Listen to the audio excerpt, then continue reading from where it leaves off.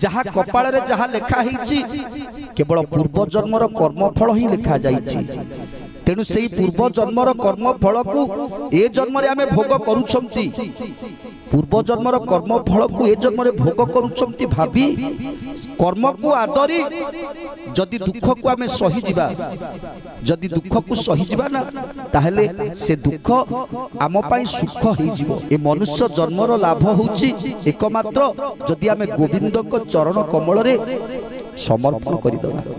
जदि मनुष्य जन्मर लाभ होउछि केवल गोविंद को पादरे समर्पण करि दबा निजको। विष्णुर गुण कर्म जेते नित्य